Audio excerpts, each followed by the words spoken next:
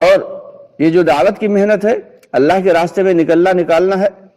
اس کے ایسے مثالیں ملتی ہیں کہ حضرت محمد مصطفیٰ صلی اللہ علیہ وسلم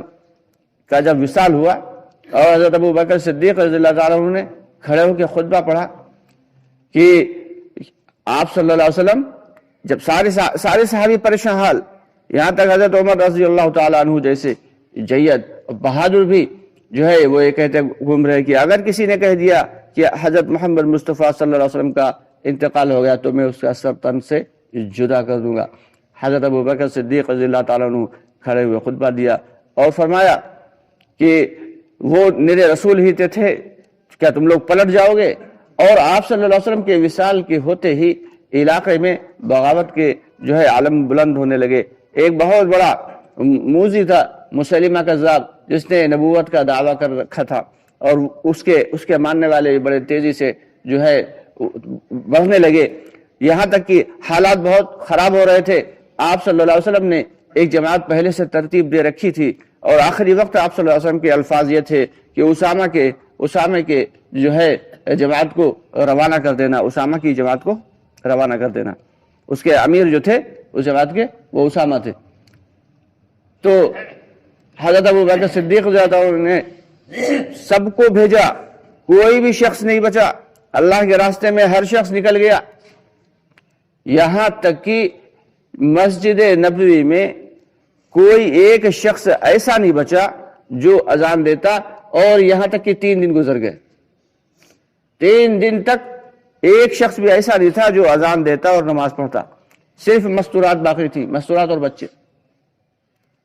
تو جب ضرورت پڑے اللہ کے راستے میں نکلنے کی تو نکل جانا ہی یہی ضروری ہے،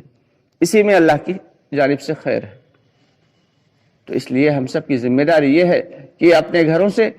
محبت بے شک کریں، اپنے بیوی بچوں سے محبت بے شک کریں، لیکن جب اللہ کے راستے میں نکلنے کے لیے کہا جائے تو پھر اس میں کوئی دیر نہیں ہونا چاہیے۔ پھر کاروبار، پھر گھر بار، پھر بیوی بچے، پھر ماں باپ، پھر رشتہ داروں میں جو پھنس گیا وہ سمجھو ہمیشہ کے لیے پھنس گیا۔ کہ 4 صحابی ہیں، 3 صحابی ہیں کہ اللہ کے راستے میں خوب گئے، خوب نکلے، ایک مرتبہ جانے کے لیے رک گئے اور کسی وجہ سے رک گئے تو کیا ہے، اللہ کی جانب سے پکڑ آئی اور 50 دن تک ان سے بول چال تک بند کر دی گئی، یہاں تک کہ اللہ کی جانب سے معافی کا پیغام آ گیا۔ تو یہ اللہ کے راستے میں نکلنا اور نکالنا یہ کوئی چھوٹا عمل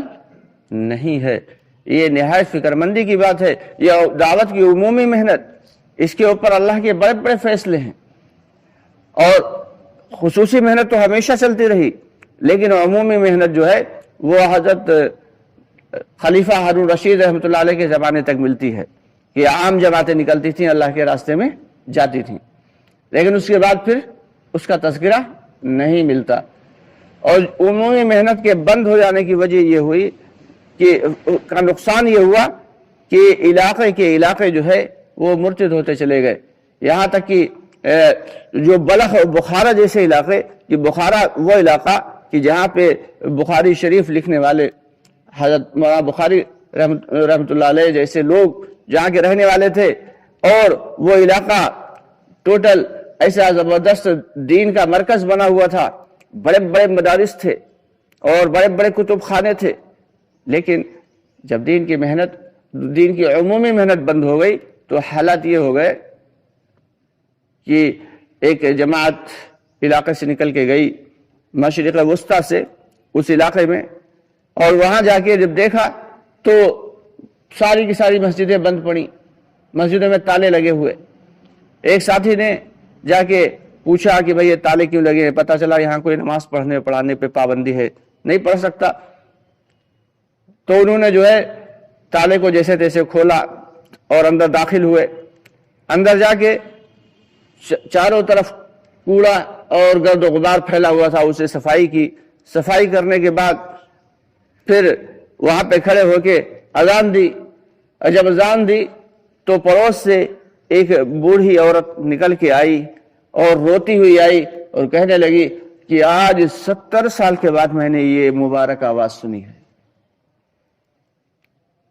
تو دوستو جب دین کی عمومی محنت رک جائے گی اور بند ہو جائے گی تو حالات ہی ہوں گے۔ برازیل کے علاقے میں بہت سارے عرب قبیلے آباد ہیں، عرب لوگ آباد ہیں، وہاں پہ عمومی محنت نہیں ہوئی تو وہ سارے کے سارے انہی میں شامل ہو گئے اور کرسچن جیسے ہی حرکتیں کرنے لگے۔ ایک جماعت پہنچی علاقے سے اور وہاں جا کے محنت کی ان کے اوپر، تو پتہ یہ چلا کہ مسجد میں ہی انہوں نے ایک ڈانس بار کھول رکھا ہے، مسجد کے ایک علاقے میں، اور باقاعدہ وہی ڈانس کیا کرتے ہیں۔ تو بعد میں پھر سمجھایا بجھایا گیا، وہ دھیرے دھیرے کر کے لوگ ملتے رہے اور جڑتے رہے۔ اللہ کے فضل سے وہاں پہ لوگوں نے پھر وہی جو پہلے اللہ کے لاڈلے رسول صلی اللہ علیہ وسلم کے چاہنے والے تھے اور جو ہے وہ بھٹک گئے تھے، پھر واپس آنے لگے اور مسجدوں میں پھر جگہ نہیں ملی۔ اتنی محنتیں ہوئیں کہ مسجدوں کی مسجدیں ساری کی ساری بھر گئیں۔ تو دوستو محنت کی ضرورت ہے، ہم سب کے لیے محنت کی ضرورت ہے۔ الحمدللہ اپنے ہی بھائیوں پہ محنت کرنا ہے، اپنے ہی ایمان والے بھائیوں پہ اتنی محنت کرنا ہے کہ ہمارے دلوں میں ایمان تازہ ہو جائے۔ اور محنت کا جو سب سے بڑا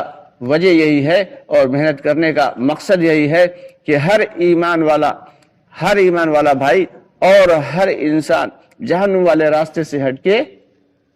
جنت والے راستے پہ آ جائے۔ جس دن دوستو